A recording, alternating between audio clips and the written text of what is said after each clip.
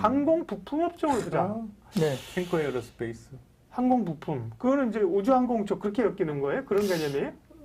아스트? 뭐 넓게 보면 그렇죠. 아스트 최고죠. 아스트가 최고죠. 예, 뭐 그런 종목들이 맞고요. 실질적으로 이제 국내 항공기 관련된 부품 업종들이 뭐 작년에는 매출이 43%나 사실 급감을 했었습니다. 당연히 코로나 여파 때문이고 주요 이제 뭐 티어 2, 티어 3 관련된 부품 업체 매출의 감소가 약 60% 정도 났고요. 티어 1, 그 탑 티어 쪽에 관련된 매출 감소는 약 24% 정도였기 때문에 이제 완전 탑 티어 업체들 말고 이제 그 밑단에 있는 서플라이 체인이 훨씬 더 많이 빠졌죠. 그래서 티어 1 업체 대비 부가가치가 낮은 제품을 하기 때문에 그 영향은 더 컸다고 볼 수 있겠습니다. 국내에서는 약 100개 정도의 티어 1에서 티어 3 정도, 이게 3 정도까지 항공기 부품 제조업체들이 존재하는데 티어 1 부품 제조업체는 뭐 동체 구조물이나 그 다음에 연료 시스템, 엔진, 날개 등 핵심 부품을 생산하는 업체들이고요. 티어 2와 티어 3 업체는 이제 날개 구조물이나 도어 자석, 그러니까 기체 구조 단품과 연료 공급 장비라든지 구동 장치 등 항공기 기계통 부품의 생산을 담당을 합니다. 국내에서는 캔커 에어로스페이스나 한국항공우주, 하나 에어로스페이스 등 소수의 기업들이 이제 티어 1에 해당하는 업체고요. 보잉이나 에어버스 등의 이제 각종 부품을 직접 공급하고 있습니다. 반면 이제 아스트, 하이즈항공, 오르비텍 등 관련된 업체들이 이제 티어 2나 티어 3 업체로 국내에 이제 카이라든지 그다음에 미국의 스프레이트 에어로시스템, 그다음에 이제 트럼프 그룹 중에 간접적으로 보잉이나 에어버스에 아주 간접적으로 이제 매출이 들어가죠. 그래서 국내 부품의 실적 악화가 이제 말씀드렸던 보잉이나 에어버스 관련된 항공기 인수 대수 감소에 기인하는 것은 명확합니다. 코로나 여파 때문에 이제 항공기 신규 수주라든지 그다음에 인도가 역사적 저점을 기록했었고요. 2020년 글로벌 민항기의 약 3분의 2 규모인 15,000대 정도가 운항을 중단했고 항공사들은 신규 항공기의 주문을 대량 취소하거나 인도 시점을 대략적으로 뒤로 미루었습니다. 2020년 보잉과 에어버스의 항공기 순 주문 대수가 있는데요. 보잉 같은 경우는 순 주문 대수가 마이너스 471대, 그리고 에어버스 같은 경우는 268대입니다. 플러스권이죠. 보잉이 이제 마이너스 471대가 뭐냐면 30년 만에 항공기 주문 취소가 수주 건수를 넘어서는 마이너스 순주문이라고 이야기할 수 있는 거고요. 더불어서 이제 항공기 생산량에 직접적인 영향을 미치는 항공기 인도 대수 또한 작년 기준 보잉이 157대로 전년비 57%나 감소했고 에어버스는 566대, 그러니까 전년비 마이너스 34% 기록했습니다.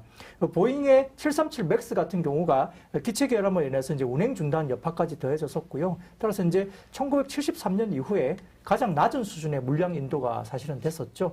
이런 부분들이 이제 항공 부품업체들에 대해서 이제 영향을 미쳤던 상황인 것 같고요.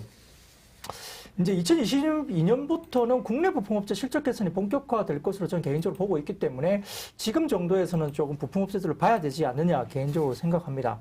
세부 이제 산업별 회복의 순서는 부품이 먼저 제일 좋을 것 같고요. 그 다음에 항공기 제조, 그 다음에 여객 운송, 이런 순서대로 이제 회복이 될 걸로 보이는데, IATA, 그러니까 국제항공운송협회에 따르면 2023년도 정도 되면 국제 여객 수가 2019년 수준으로 회복할 것으로 이제 추정을 하고 있는 분석 자료가 최근에 나왔습니다. 그래서 늦어도 내년부터는 본격적인 항공기 관련된 생산이 재개될 것을 보고 있고, 통상적으로 항공 관련된 생산 6개월 이전에 부품 납품이 이루어지기 때문에 매출 인식도 이게 된다는 점에서는 빠르면 올해 말부터 국내 항공기 부품업체들의 유의미한 실적 개선 관련된 프로세스가 충분히 눈에 보일 수 있다라고 판단하는 부분이고요. 이제 우리가 이제 코로나19 관련된 종식 시기가 언제인가를 뭐 예견하는 상당히 어렵습니다만, 항공산업 측면에서 최근에 이제 분석 자료를 살펴본다면 내년 그리고 내후년에 예상되는 국제 여객 수가 2019년에 내년에는 한 88%까지 올라올 거로 보고 2023년도 같은 경우는 105%까지 올라올 거로 보고 있기 때문에 상당히 정상화되는 국면으로 보는 것 같습니다. 근데 여기는 보잉에서 비행기를 많이 만들어야지 되는 거잖아요. 네, 수요가 국내에서는 맞습니다. 뭐 카이처럼 항공기 그 전투기죠. 네네, 이런 거 네네. 말고는 미란이 네네. 안 만드니까. 네, 그죠? 맞습니다. 그래서 네. 결국 아까 말씀드렸던 보잉이나 에어버스 쪽에서 네. 발주가 나와야 되는 거죠. 그래서 이런 부분들 때문에 그러한데요. 실제로 지금 이제 2021년 올해 6월에 미국의 유나이티드 항공하고 이쪽에서 보잉과 에어버스로 전체적으로 지금 창사 이래 역대 최대 규모인 항공기 270대 주문 계약을 이미 2월 달에 체결을 했습니다. 그러니까 본격적으로 발주가 이제 시작된 거죠. 비슷한 시기에 에어버스 또한 2023년도까지 주력 제품인 단일 통로 항공기인 A320 이 부분을 생산량을 코로나19 이전 수준으로 늘리겠다고 이미 발표가 됐습니다. 그렇기 때문에 항공과 관련된 발주가 정상화되고 있고 상당히 공격적으로 지금 발주가 나온 것이 확인되고 있는 상황이고요. A320 같은 경우는 월 평균 생산량이 올해 같은 경우는 이제 45대 정도, 그다음에 내년 같은 경우는 내후년 같은 경우는 64대, 그리고 24년에는 월 평균 70대까지 늘릴 계획을 이미 발표를 했기 때문에 상당히 공격적으로 지금 발주를 늘리고 있는 상황입니다. 그래서 이제 항공산업 특성상 항공기 인도가 연말에 더욱더 높아지기 때문에 올해 연말부터 시작이 되는 부분에서 상당히 조금은 기대를 할 수 있는 상황인 것 같고요.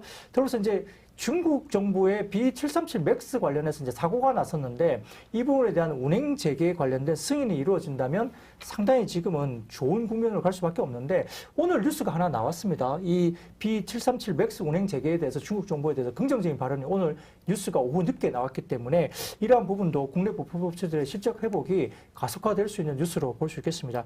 다만 이제 아까 말씀드렸듯이 이제 델타 변이 확산 때문에 그 IATA가 예측한 이 데이터가 다소 좀 지연될 수는 있습니다. 변수는 충분히 있겠습니다만 방향성은 명확하다는 점에서 지금 항공기 부품 업종은 상당히 좀 봐야 된다 볼 수 있겠고요.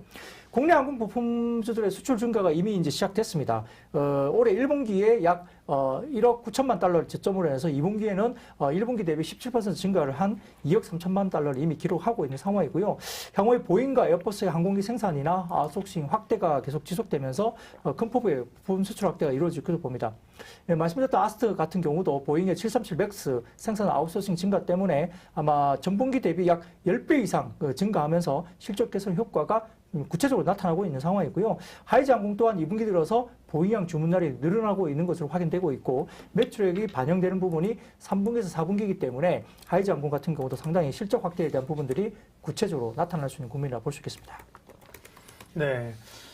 사실은 이제 앞서 가시니까 시장에서 지금 관심 탁 뉴스가 나오지 않는 얘기를 하시니까 웬 항공기 부품 사실 이런 생각이 솔직히 든단 말이에요. 지금 근데 그렇게 보면 실적이 문제인데 아직 뭐 계속 적자나고 있단 말이죠. 그렇게 보면 사실 여행주 같은 경우도 실적이 나오는 건 아니잖아요. 이제 기대감으로 가는 건데 말씀을 듣고 보니 이제 우리나라 항공업 생각하면 안 될 것 같고 미국이나 유럽 쪽에서는 그게 우리처럼 여행 가기 위한 게 아니라 그 사람들은 그 교통수단이잖아요. 그렇죠. 땅덩어리가 크니까. 네네. 그러다 보면 항공기에 대한 발주나 이런 게 나오게 되면 말은 되겠구나 이런 얘기가 되겠고 그래서 아스트가 일단 탑픽이고 네네. 그렇죠. 항공기 부품은 그래서 아까 말씀하셨듯이 미국 같은 경우는 지금 6월 기준으로 보자면 백신 접종률이 56% 정도 됐던 기점인데요. 네. 이때 당시에 항공, 여객 항공 전체적으로 지금 일평균 여객 항공 수요가 코로나 유행 이후에 최대치인 210만 명까지 올라왔었고요. 그다음에 전체적으로 지금 코로나19 이전에 어느 정도 수준이냐면 한 78에서 80% 정도 수준입니다. 그러니까 6월 달부터 이미 미국은 내부적으로 일평균 항공 여객 관련된 수요가 이미 거의 80% 정도까지 올라와 있는 상태죠. 그래서 아마 백신 관련된 이 접종률이 만약에 상당히 올라오면서 국내도 뭐 9월 정도 되면 상당히 빠르게 올라올 수 있을 것 같은데 전 세계적으로 이렇게 올라온다면 항공 수요는 내년부터 회복이 점차적으로 회복되면서 2023년도에는 상당히 뭐 거의 다 회복된다 보면 이 항공 관련된 발주가 상당히 미뤄졌던 발주가 이제 급격하게 나타날 수 있고요. 아까 말씀하셨듯이 이제 부품 관련된 발주는 6개월 전에 선행되기 때문에 예년 관련된 관련된 발주가 이제 올해 이제 발주가 시작될 수 있죠. 그러니까 4분기 정도부터는 이 발주에 대한 모멘텀이 실질적으로 좀 이제 실적에 가시화될 수 있는 상황이라고 본다면 어느 정도 지금 주가 부분의 센티적에서 상당히 좀 올라올 수 있는 여전히 충분히 가능하다 볼 수 있습니다. 그런데 아까도 이제 곽 부장님도 아스트 딱 얘기하셨는데 아스트는 저도 이제 우리가 알고 있는 기업이죠. 그 전에는 뭐 하이즈 항공이라 이런 게 상장 안 돼 있을 때는 이제 한국항공우주 카이하고 아스트하고 있었는데 아스트는 굉장히 알짜 회사로 항공기 부품을 만드는 뭐 알겠죠. 그런 회사인데 사실 코로나 여파가 너무 커서 이게 어떤 대기업은 아니란 말이에요, 그죠? 재무적 안정성이나 이런 사실은 기업이 살아남아야지 이게 살아남은 자들의 파티를 즐길 수 있는 거잖아요. 그런 게 좀 우려가 있었는데 7월에 M&A설이 살짝 돌았어요. 시장에서. 그래서 제가 찾아보니까 7월 14일 날 이게 M&A설이 있었거든요. CS 윈드, 시몬느 P, 그러니까 PF에서도 보고 있다는 거죠. 공시를 했네요. 당사 최대 주주에게 확인한 결과 최대 주주는 당사 지분 매각에 대한 검토 중에 있고 현재까지 구체적인 사항은 아직 정해진 바 없습니다. 네, 그러니까 보통은 이제 전혀 검토한 사실 없음 이렇게 얘기하지 않고 뭐 추후 재공시하겠습니다. 여기는 오히려 검토 중이라고 했네요.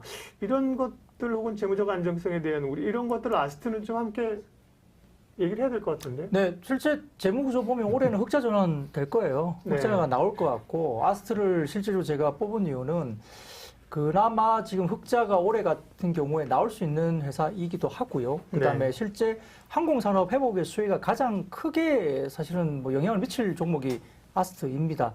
말씀드렸지 아스트는 이제 혹시 보잉의 M&A 관련된 어떤 그런 뭐 얘기나 느낌도 좀 오늘 말씀하시는데 좀 밑에 깔려 있는 거예요? 아니요. 그렇진 않은 M&A는 거예요? 절대 뭐 펀더멘탈과 이슈는 상관이 없기 때문에 네네. 제 개인적으로는 펀더멘탈 이슈가 아닌 것을 가지고 뭐 주가에 대한 부분을 논한다는 것은 다소 제가 할 수 있는 부분이 네. 아닌 것 같고요.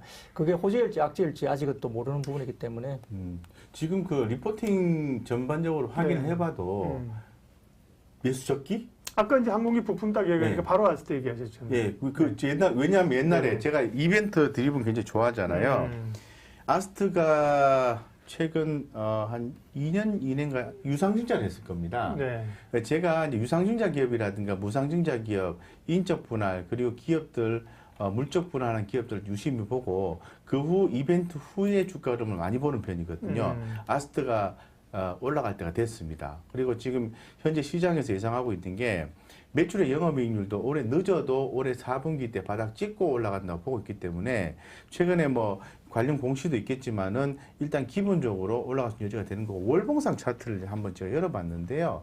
요게 4, 5천 원부터 반영되기 시작했어요. 그래서 이제는 이제 바닥을 형성했다고 보셔도 됩니다. 되기 때문에 여기에서 만약에 M&A 이슈까지도 한번 착 붙어주면은 주가는 한번 핫하게 올라갈 수 있는 거죠. 그래서 아스트 최근에 얘기가 좀 나오고 있으니까 저도 관심을 갖고 있었는데 마침 말씀하시니까 딱 입에 다 붙어버렸네요. 아스트라고. 네. 네, 좋네요. 네, 좋네요. 항공 부품주를 네. 얘기를 하셨고 아스트 타피 그다음에 하이즈 항공 캔코 에어로스페이스. 네, 거기도 네. 조금 얘기해 주실래요? 네, 뭐 아스트를 조금 더 말씀드리자면 네. 뭐 아스트는 어떤 회사냐면 이제 보잉의 티어 2이고요. 그다음에 엠브레이어의 티어 1 업체입니다. 뭐 전 세계적으로 가장 인기 있는 기종이 이제 B737 기종인데 이 부분을 핵심 부품을 하고 있는 상황이고요. 뭐 지금 이제 전체적으로 지금 737 맥스의 생산 확대가 일단 모멘텀이 먼저 될 것 같습니다. 1분기 보잉은 737 맥스 증상 계획을 이미 발표를 했습니다. 올해 1분기에 10대에서 내년 1분기에 31대로 증상 계획을 발표를 했기 때문에 증상 계획에 따라 뭐 계속적으로 아스트는 부품 납품을 해야 되니까 실적이 올라올 수밖에 없는 상황이고요. 지금 이제 737 맥스향 매출 비중이 높은 어떤 상황에서 결국 아스트 같은 경우는 지금 2019년 기준으로 B737 매출 비중이 75%나 됩니다. 그래서 아까 말씀드렸듯이 올해 1분기에 10대에서 내년에 1분기에 31대까지 증산을 하기 때문에 상당히 많이 올라올 수 있겠죠. 그래서 단기적인 불확실성이 만약에 발생한다 하더라도 예정된 생산량에 맞춘 항공 부분의 조달은 계속적으로 가야 되기 때문에 아마 아스트는 크게 흔들림 없이 갈 것이다 보는 거고요. 그래서 보잉 같은 경우는 수익성 제고나 캐파, 생산 캐파 관련된 감축 때문에 항공 부품의 아웃소싱을 지속적으로 확대하고 있는 국면입니다. 여기에 따라 아마 아스트의 부품 마켓 쉐어가 큰 폭으로 보잉 내에서 올라갈 가능성이 크다라는 점에서도 상당히 좀 올라가는 부분이고요. 주력 제품인 섹트 48 같은 경우도 19년도에 MS가 25% 정도 수준이었는데 아마 내년 같은 경우는 50%까지 거의 더블로 올라갈 가능성이 높습니다. 그래서 MS 마켓 쉐어가 보잉 내에서 상당히 급증하고 있다는 점도 아스트가 탑픽으로 말씀드리는 부분이고요. 그러면 뭐 두 번째 관심주는 뭐 하이츠 항공인데 아시다시피 이제 주력 제품은 하이즈 항공. 하이즈 항공이죠. 하이즈 항공입니다. 하이츠 항공. 네네. 네. 그래서 이쪽도 B737, 그다음에 이제 B787에 탑재되는 이제 섹션 11 그리고 섹션 15 관련된 부분에서 납품이 들어가는 거고요. 그 국내 카이라든지 그다음 미국의 보잉, 그다음에 중국의 코맥, 그다음에 BTC, 말레이시아의 LCM 이런 쪽도 부품을 공급하고 있기 때문에 하이즈 항공도 중소형 중에서도 이제 많이 빠진 종목이라 좀 보셔야 될 것 같고 캔코아 에어로스페이스 같은 경우는 고객사가 보잉이라든지 그다음에 나사, 블루 오리진, 로키드 마틴 메이저 우주항공 사업자들이 좀 많습니다. 그래서 약간 어떻게 보면 인텔리안 테크하고도 좀 좀 비슷한 구조이거든요. 인텔리전 테크도 우주항공과 엮여서 주가가 많이 올라왔는데 캔코 에어로스페이스 같은 경우도 지금 어느 정도 우주항공 관련된 부분도 좀 엮이면서 부분 사업을 하고 있으니까 관심주로서도 충분히 이제 가능할 것 같고요. 뭐 말씀드렸던 뭐 인텔리전 테크도 워낙 좋은 회사고 하니까 같이 관심권을 놓고 보되 뭐 기본적으로는 어쨌든 기본적인 어떤 그 뭐라 그럴까 그 항공기 관련된 부품이나 항공기 증상과 관련된 계획이 명확하게 나와 있는 게 제가 보기에는 아스트인 것 같아요. 그래서 아스트에 대한 수혜가 상당히 크다고 보는 입장에서는 나쁘지 않은 탑픽이 될 수 있을 것 같습니다.